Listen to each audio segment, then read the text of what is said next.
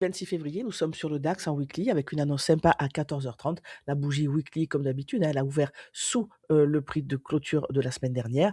On a atteint, puisque nous attendions un POI en dessous de nous pour un reversal, on a atteint ce premier volume imbalance. On a atteint notre suspension block weekly, ce n'est quand même pas rien. Et le prix a un reversal haussier. Prochain niveau au-dessus de nous, le plus haut déjà repassé sur une bougie haussière, le plus haut de la bougie de cette semaine, qui n'est pas encore clôturée évidemment, le plus haut de la bougie de la semaine dernière et en niveau intermédiaire, le bas de la mèche, c'est-à-dire le prix de clôture de la semaine dernière. Donc on a ces 3 niveaux au-dessus de nous.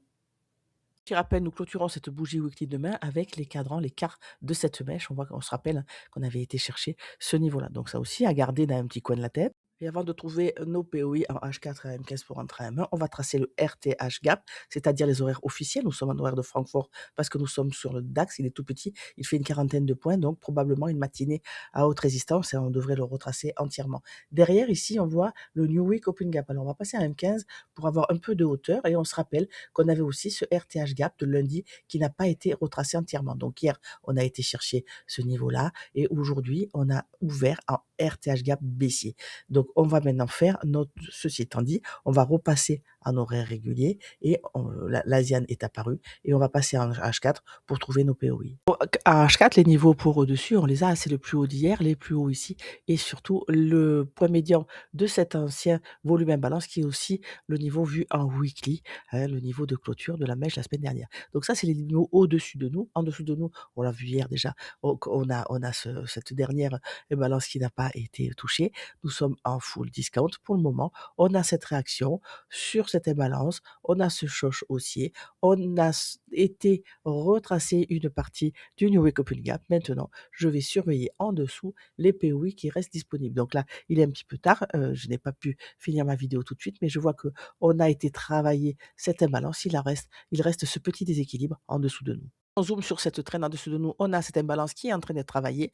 Il reste ce déséquilibre ici. Pourquoi je prends cette traîne-là? Parce que c'est une traîne qui a pris de la liquidité avant de BOS, donc c'est de la liquidité interne, mais c'est quand même une structure qui est montée, clôturée au-dessus de cet ancien plus haut. Donc, je vais regarder des inversions ou des continuations uniquement sur ces niveaux. Ces deux imbalances-là, le plus haut d'hier, ce niveau-là des 25 306 et les niveaux des 27 382. Je vais mettre des alertes sur ces niveaux. Quand elles vont sonner, je vais voir si je peux travailler en intraday, en scalping ou pas. 8h30 est au-dessus de notre Midnight Opening Price. Ici, en rouge, c'est l'OPR de minuit. Et là, nous sommes dans la première demi-heure de Londres. Donc, on a eu cette prise de liquidité. Nous sommes ensuite passés sous le 8h30 et cette mèche a été faire cette prise de liquidité avant de chuter. Ce qui est intéressant, c'est que nous sommes passés sous le Midnight Opening Price, sous notre prix. Donc, je vais me servir du prix d'ouverture de minuit maintenant, puisqu'il est sous le 8h30, comme de support et résistance. Je vais considérer que cette partie-là est annexée et qu'on peut peut-être s'appuyer dessus pour aller chercher le niveau en dessous, les 25 113. Donc évidemment, on trace notre opening range comme pour celui de minuit avec notre première imbalance M1. Première imbalance M1 de l'Open de Londres.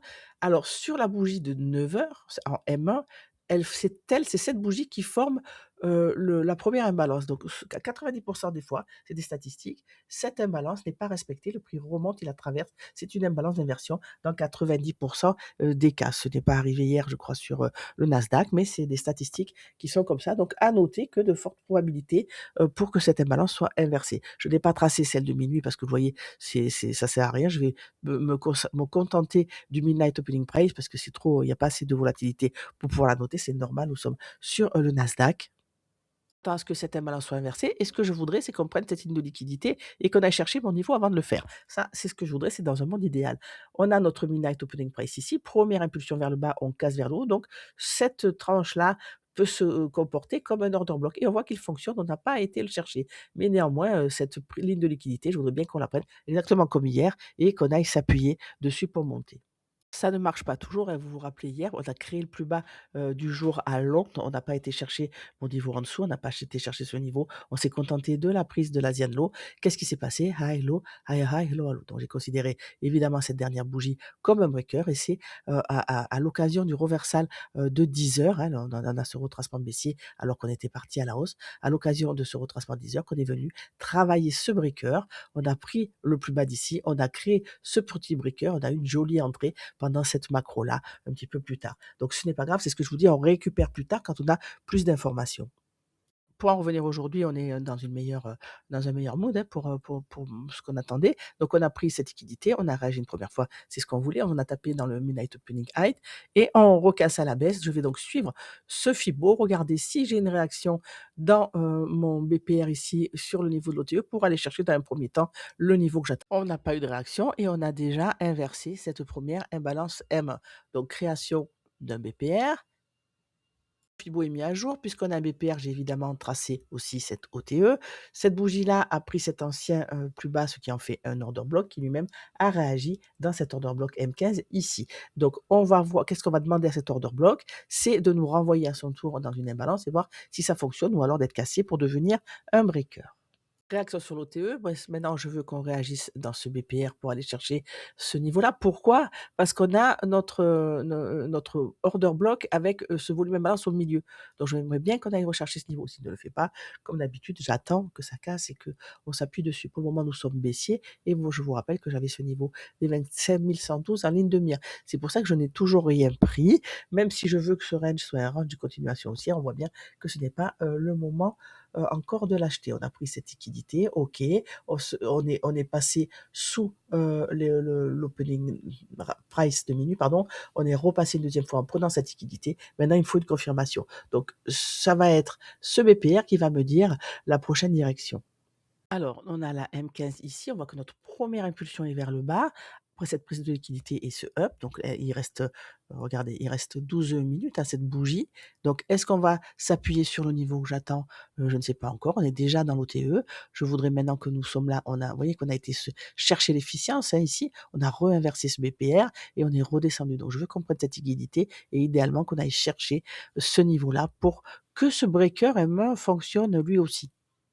Paper Trading, risque 1, c'est la valeur, j'ai mis ce compte Paper Trading de la même valeur que mon fonds. Ne risquez pas plus de 1, c'est déjà énorme et c'est très, très, très important avec un effet de levier qui est assez grand. On a la valeur du ticket importante, mais par rapport à la valeur du compte, c'est moins de 1. C'est le principal. Si vous risquez 5 à chaque fois, vous êtes mort debout. Donc là, je ne suis pas rentré sur ce niveau-là. On a une petite prise de liquidité, mais on n'était toujours pas sur mon niveau.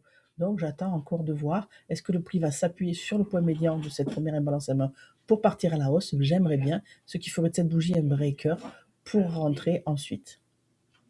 Nous avons ce RTH gap de 52 points, donc à haute résistance. À la matinée, on devrait avoir une matinée assez compliquée et on le voit, on n'a pas pris cette ligne de liquidité, on a pris juste ces deux niveaux-là avant d'inverser à nouveau. Donc j'attends quoi? J'attends toujours mon petit niveau ici ou alors une confirmation plus haut.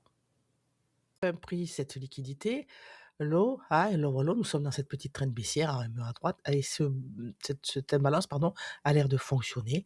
Encore une fois, j'attends ce niveau des 25 137 pour voir si on a enfin une réaction, une prise de liquidité, une impulsion et un nouveau breaker qui se formerait pour pouvoir l'acheter sans atteindre mon niveau. Ce n'est encore évidemment pas le cas. Nous avons enfin atteint mon petit niveau. Pour le moment, nous sommes dans une trend baissière en M1, hein. Low, high, low, low. On remonte en premium, on réagit dans l'imbalance, on casse à la baisse. Donc low, high, un léger low à low. Je veux une confirmation, c'est-à-dire que je veux une impulsion haussière et un nouveau breaker. Jusque-là, je suis toujours en ligne de mire. Évidemment, le bas de cette trend est mon niveau. Je ne suis pas prête à l'acheter. On a bien cette réaction, on a bien créé ce petit breaker. Je suis donc mon Fibo à la hausse pour voir si ça fonctionne. Évidemment, je ne vais pas l'acheter encore tout de suite. J'aurais pu cliquer là, mais comme vous le savez, j'ai mes niveaux en dessous, donc ça ne m'intéresse pas.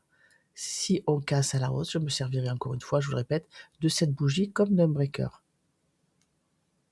Alors, on a créé cette ligne de liquidité, hein, encore une fois, on a ce pôle à aller chercher là, et on a constaté qu'on avait réagi, qu'on avait créé un nouveau breaker M1 dans notre order block ici.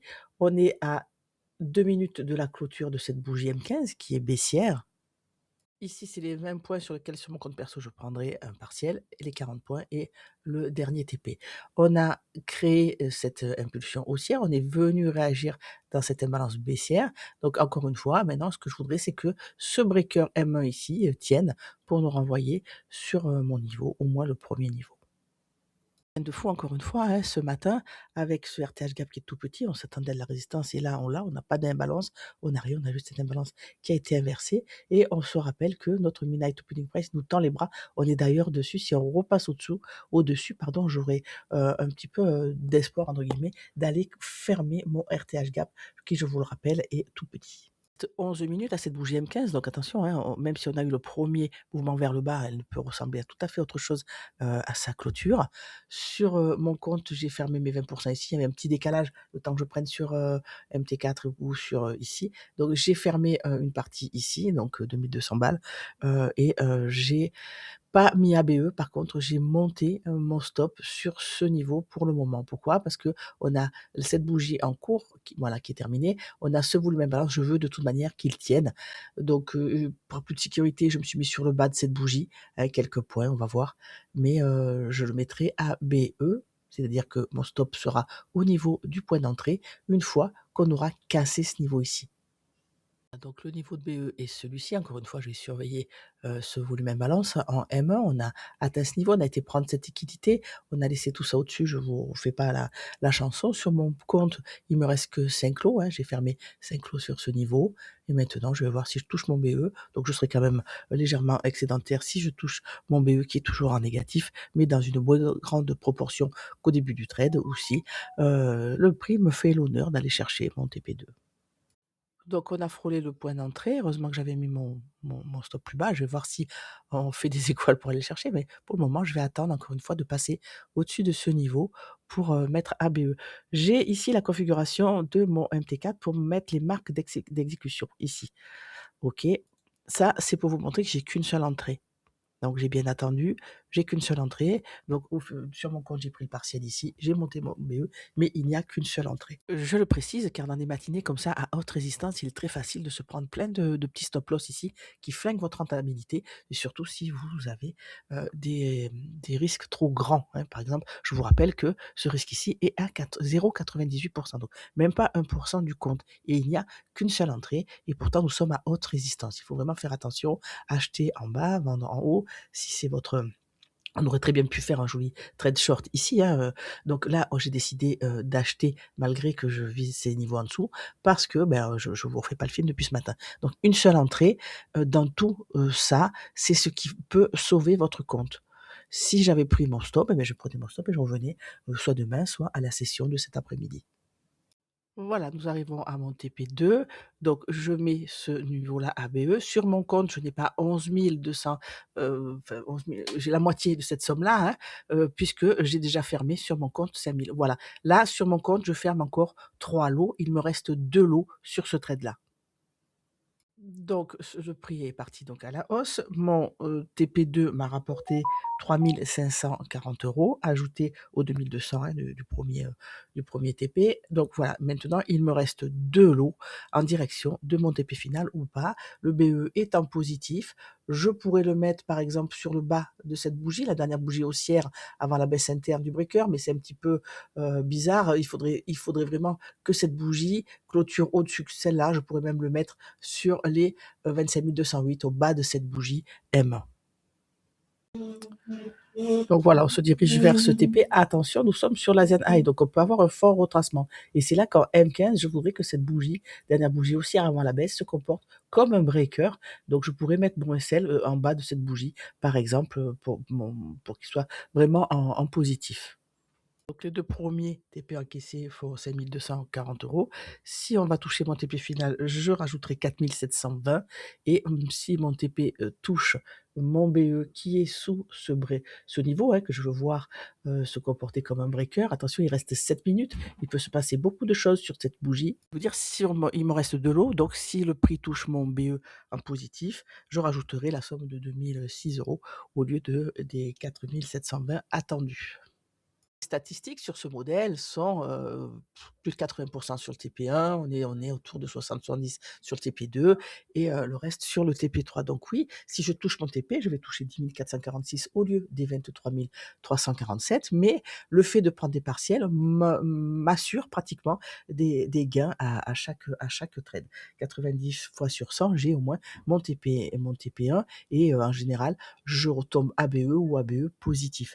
Donc c'est pour ça que mon compte monte assez régulièrement au lieu d'avoir de grands pics comme ça à la baisse et surtout, je ne modifie jamais mes stop loss. Donc si ce prix, va toucher son TP, je n'aurai pas les 23 347 car j'ai pris des partiels. Je le répète, mais la prise de partiels, m'accorde des règlements, des versements vraiment très, très, très réguliers. Donc à vous de faire votre calcul, c'est à ça que servent vos backtests pour voir vos modèles et vos modèles les plus rentables. On est à 3 points, hein, de mon TP final. Pourquoi je le souligne? C'est parce que cette bougie, on est dans la nouvelle bougie M15, on a clôturé légèrement au-dessus de l'asiane. Donc ouverture au peu de clôture, on peut s'enfoncer vraiment un petit peu plus profondément avant de continuer la hausse. Donc là, on est vraiment très proche. J'aimerais bien vous avoir le TP en live, en direct. Bon, je n'ai pas filmé le TP, mais néanmoins, il apparaît bien ici. On peut constater qu'il n'y a qu'un seul trade ce matin, hein. Vous voyez, je n'ai pas tradé, au-delà. Donc un seul trade, un TP, parfait, je touche plus à rien, je reviendrai demain.